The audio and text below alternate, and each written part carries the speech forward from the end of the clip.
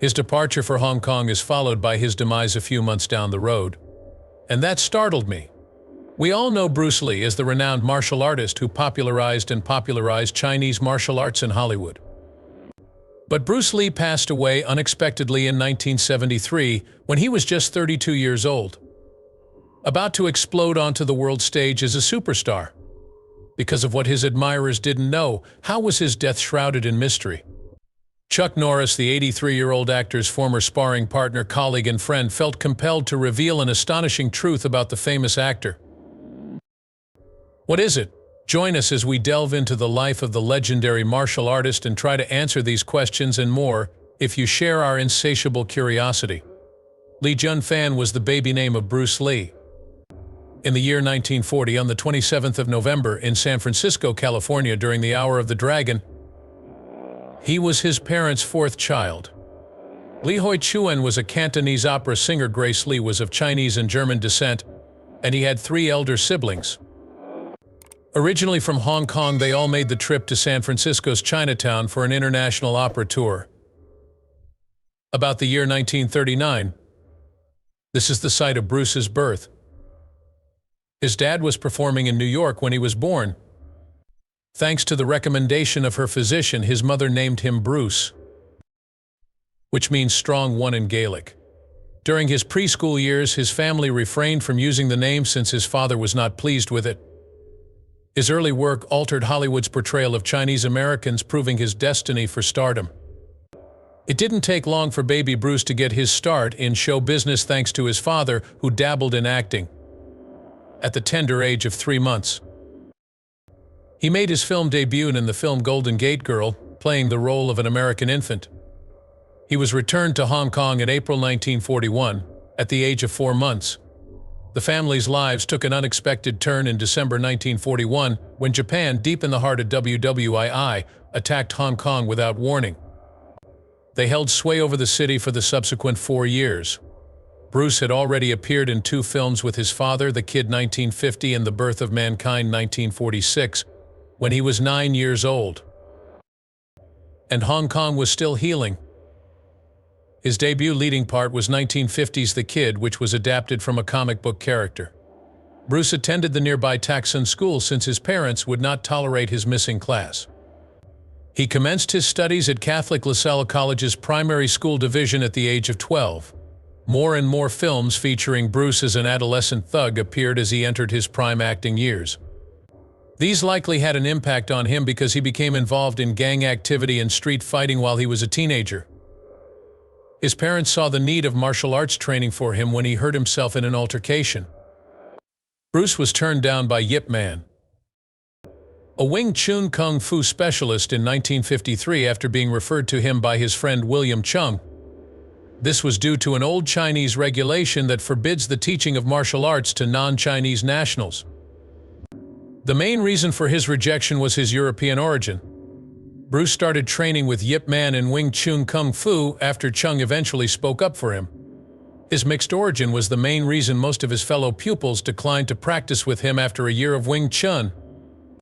Bruce steadfastly maintained his concentration on training, sparring with Wang Shunlong and Chiang, and taking private sessions from Yip Man. Bruce would benefit greatly from this concentration since it prevented him from becoming involved with the street gangs of Hong Kong. In order to give his students a chance to shine, Yip Man entered them in official contests. One more thing came up. Bruce was moved to St. Francis Xavier's College in 1956 because of his bad grades. Edward Moose F. Mess, a Bavarian and the head coach of the school boxing team, was his professor at his new university. In 1958, Bruce won the Hong Kong school boxing tournament, adding boxing to his growing arsenal of fighting skills. Finally, he secured his victory by knocking out his last opponent, the reigning champion. Bruce found that he had some other strengths as well, conquering the Crown Colony Championship in Hong Kong and achieving fame as a poet. However, he continued to engage in street battles. The son of a notorious triad family was his opponent, and he had been deeply entangled in gang matters. After pupils from the Wing Chun School were challenged by students from the Choi Li Foot School, a fight broke out on a rooftop in 1958. Once again, Bruce got even with an errant youth. One of his teeth was knocked out, causing the boy's parents to report the incident to the authorities. At the police station, Bruce's mom was required to sign a form acknowledging that she would now be held legally accountable for her son's behavior. And although Bruce's mom sought a way to bring him to the United States, his father stayed in the dark about the entire incident. Bruce was almost to turn 18, therefore the chance would arrive sooner than she anticipated. Bruce departed Hong Kong for the United States due to his failing grades and the necessity of claiming his U.S. citizenship. Having appeared in around 20 Hong Kong films by the time he was 18 years old, Bruce had accomplished a great deal. When Bruce first came to the United States in 1959, he stayed with Agnes Lee, his older sister, who was visiting relatives in San Francisco. After a few months, he uprooted his life and headed to Seattle to finish high school, all the while working part-time at Ruby Chow's restaurant. Her husband was friends with his dad. At her restaurant, Bruce worked as a live-in waiter. In the same year, he began instructing others in martial arts. He developed his own method of Wing Chun, which he dubbed Jun Fan Gong Fu. Some of his first trainees included Seattle buddies like judoka Jesse Glover and karateka Taki Kimura. Through time, Bruce established the Lee Jun Fan Gong Fu Institute, a martial arts school in Seattle. He attended Seattle's Edison Technical School on Capitol Hill and graduated from high school. He had already begun his undergraduate studies in philosophy, psychology, and the dramatic arts at the University of Washington by 1961. In his spare time, he also immersed himself in the study of other topics that piqued his interest. He stayed under James Yim Lai, a famous senior Chinese martial artist in Oakland, for 3 years after dropping out of university. They co-founded an Oakland Jun Fan martial arts school. He met and eventually married Linda Emery during this period. Currently, Erie. He was the proud owner of martial arts schools in Oakland, Los Angeles, and California. Bruce was introduced to American martial artist Ed Parker by James. Thanks to this link, Bruce Lee's mythology would begin to take shape. At the 1964 Long Beach International Karate Championships, Ed sent an invitation to Bruce to attend. There were 3 major things he accomplished here. His feet were spread about shoulder width apart as he did 2-finger push-ups, using one hand's thumb and index finger. Another thing he accomplished was the 1-inch punch. All while maintaining an upright posture, he leaned forward slightly with his right foot, partially extended his right arm, and stood just over an inch from the volunteer's chest with his right fist. Bruce then swung his right arm backwards and landed a punch, continuing to hold his position. The recipient of the hit was sent tumbling backwards to the ground. Bob Baker, a volunteer, recalled, "I warned Bruce not to do this sort of demonstration again. The agony in my chest was so bad when he punched me the last time it was at this event that Baker met Chuck Norris, who had previously won the Long Beach International Karate Championships. The last thing Chuck remembers was that Bruce simply waved for him to come over, and the two of them had a conversation, imparting knowledge and insight. Chuck claims they conversed for about 9 hours. Their friendship blossomed at that very second, despite their racial and combative contrasts. Bruce had numerous encounters with martial arts masters like Jungu Rai. There would be meetings where everyone treats the other with dignity and respect, which would be mutually beneficial. As an example, Chuck and Bruce would wind up spending 2 years training side by side. It was during training that Chuck asserted he had persuaded Bruce to reconsider his stance on high kicks. You would have observed that Bruce would make this alteration and start employing it in movies later.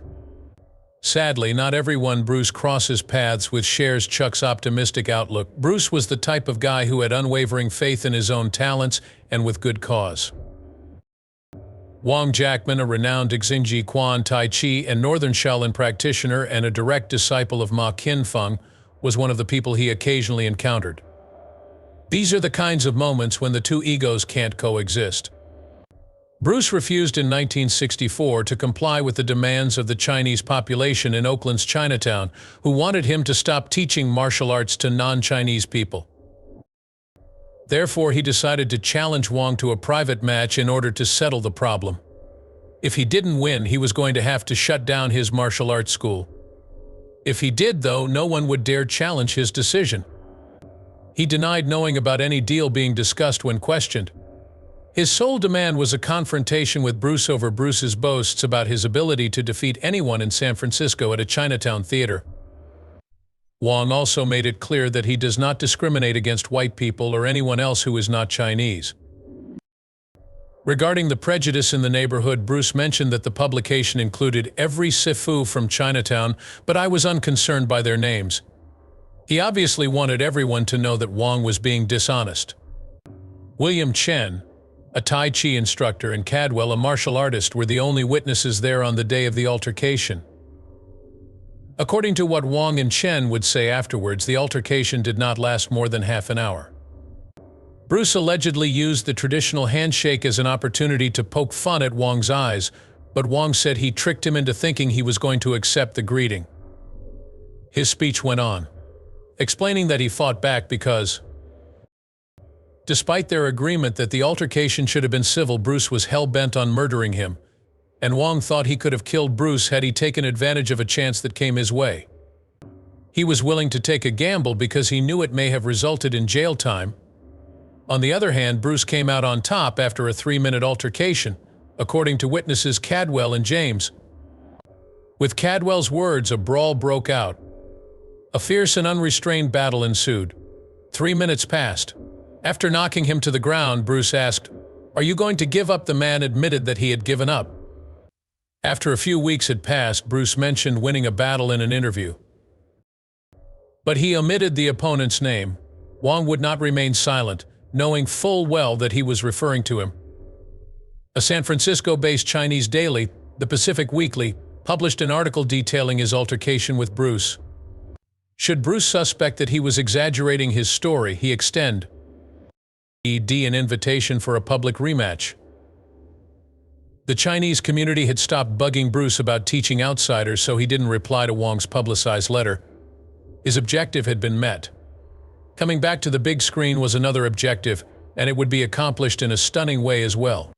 William Dozier, a television producer, noticed Bruce's talent at an audition for the role of Li Chan, Charlie Chan's son. In the pilot for Number One's son at a Long Beach martial arts event, despite the show's unfulfilled potential, Bruce found solace in the birth of his son Brandon in 1965. William Dozier ultimately offered Bruce the part of Kato in his television series The Green Hornet, in which he also served as producer and narrator. The same titled radio show served as the inspiration for the TV show. Being a professional martial artist, Bruce declined the show's director's original request that he fight in the typical American style. Subsequently, he drove home his argument by adamantly stating that fighting in his training technique made more sense. Actually, Bruce had to slow down his movements so that the cameras could capture them because he was moving so quickly on set. The Green Hornet was groundbreaking because it was the first hit American television program to feature authentic martial arts from Asia. The whole season of the show aired from September 1966 to March 1967 and consisted of 26 episodes. The Green Hornet had Brew and Van Williams as co-stars. Dozier produced 3 Batman crossover episodes in which he and Williams continued to star after that. Bruce had left the American film industry as a baby, but this was his return. Bruce befriended Gene Lebel while they were both working together on site, the show's stuntman. They shared all they knew about martial arts and helped each other out. The 1967 season was the last. In a letter, Bruce thanked Dozier for being the driving force behind his foray into the entertainment industry. Shannon, Bruce's daughter, was warmly greeted. It was obvious that a new era was beginning. Bruce felt the Wong fight was too drawn out after the Green Hornet and the Green Hornet II. Using his Wing Chun skills, he felt he had fallen short of his potential. He reasoned that the formalization of ancient martial arts techniques was to make them more applicable to real-world street fighting. Bruce designed a system with efficiency, speed, adaptability, and pragmatism in mind. He began to experiment with other forms of exercise, including running to build stamina, stretching to increase range of motion, weight training to build muscle, fencing to learn the fundamentals of the sport, and rudimentary boxing tactics. His old style, Jun Fan Gung Fu, which he felt was very conventional, eventually transformed into Jeet Kune Do, also known as the intercepting fist method. He wanted to live unconstrained, thus he adopted this approach. However, the name Jeet Kune Do was inaccurate because it implied that certain restrictions on styles were still in place, which was not the case with this new method. There was also The Silent Flute, another film from this era that never made it into theaters. Hollywood screenwriter Sterling Oliphant and actor James Coburn were both disciples of Bruce's martial arts. The three began developing the screenplay in 1969 and even traveled to India to book the shoot. Unfortunately, the film was never made since everything fell through. But someone else took the storyline and ran with it in 1978 with David Carradine's Circle of Iron. Even when the Silent Flute experiment in 1969 failed, Bruce persisted. A hired thug sent to frighten private investigator Philip Marlowe James Garner, he had a small role in Oliphant's Marlowe. Part 4 of the Matt Helm comedy spy-fi film The Wrecking Crew, which stars Dean Martin, also has Bruce as the karate advisor. Additionally, he appeared in a single episode of Blondie and Here Come the Brides that same year. A Walk in the Spring Rain, a film starring Ingrid Bergman and Anthony Quinn, and written by Oliphant, was released the next year, and he was entrusted with the task of producing the combat choreography. Bruce and Oliphant reunited in 1971 for 4 episodes of Longstreet, a TV series. Bruce played Lee Tsung, Mike Longstreet's James Franciscus martial arts teacher, in this scene. The brilliant part about this film was how Bruce's martial arts philosophy was weaved into the screenplay. The Warrior, Bruce's proposed television series, was likely inspired by this, and Warner Bros. Even acknowledged that talks had taken place. Later on, though, Bruce revealed that Paramount and Warner Bros. wanted him to star in a more contemporary production, suggesting that the Western concept is no longer relevant. But I'd rather perform the Western. Even Cadwell thinks that Warner Bros. stole Bruce's idea for Kung Fu and didn't give him any credit for it. The idea for Kung Fu was obviously conceived in 1969 by Warner Bros. Ed Spielman and Howard Friedlander, who also served as producers. David Carradine, who is not a martial artist, portrayed the part of the Shaolin monk in the Wild West. Another part that was not granted to Bruce. It is a risk, Bruce responded when told he was not cast. None of this is my fault. My own reservations about the level of acceptability would arise if the tables were turned and I were the wealthy man who could afford to bring an American celebrity to Hong Kong. It was obvious that Bruce was dissatisfied with his supporting roles in Hollywood. His buddies, including producer Fred Weintraub, advised him to move to Hong Kong, so he informed Chuck of his plans.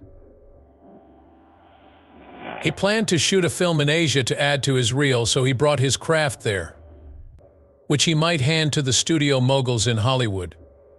Upon arriving in Hong Kong, he came to the realization that he had already achieved stardom. In the neighborhood, people would call the Green Hornet the Kato Show.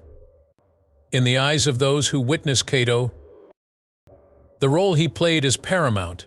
He jumped at the chance to star in 2 films produced by Golden Harvest and signed a contract immediately. Bruce's breakout part came in his breakout film, The Big Boss, and the film's immediate success at Asian box offices catapulted him to stardom. But that was only the beginning. After The Big Boss broke box office records in 1971, he released Fist of Fury the following year, 1972.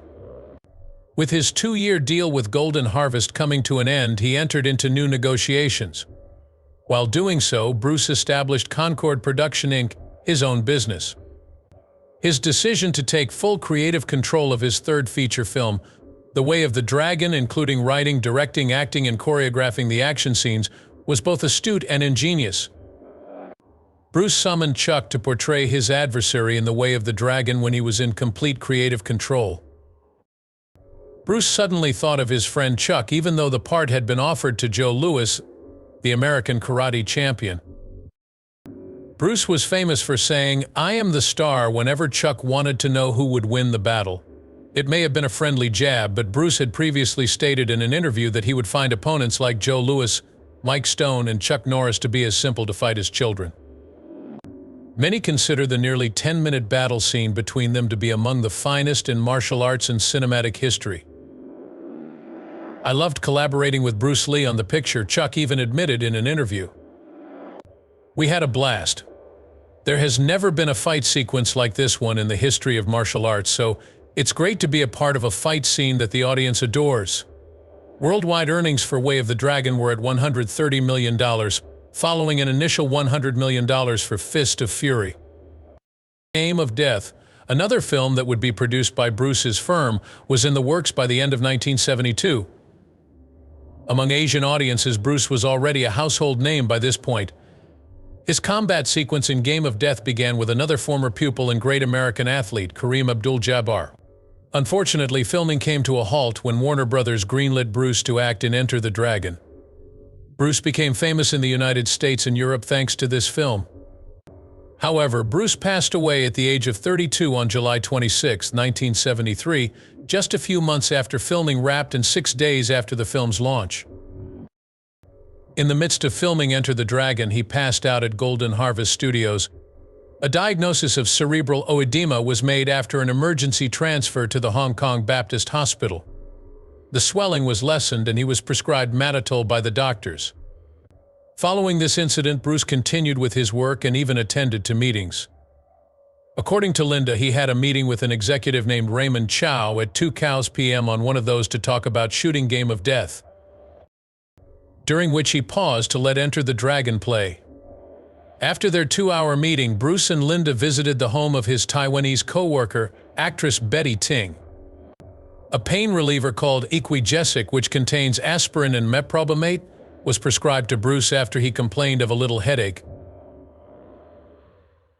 At about 7:30 in the evening, he went to bed for a short nap.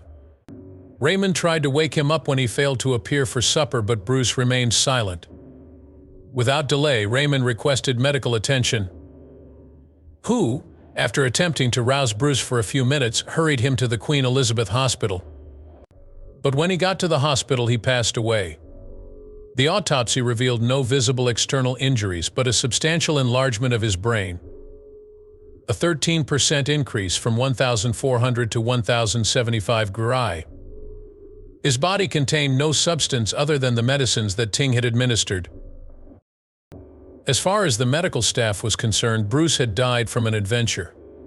Seattle, Washington's Lakeview Cemetery was the site of Bruce's interment. Chuck was saddened to hear of Bruce's passing, but he would go on to speak well of his friend for a long time after the fact. Indeed, Chuck wasted no time reaching out to console Linda and the kids when they returned to the United States with Bruce. They stayed in the same region. Chuck went to considerable lengths to be a father figure to Bruce's children, praising Brandon's father in particular.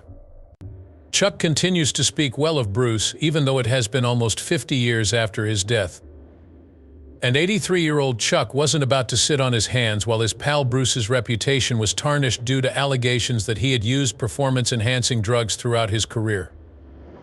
Therefore, in order to dispel any uncertainties, he disclosed Bruce's cause of death. He elaborated by saying that Bruce began lifting weights as one of the first steps in creating his own fighting style.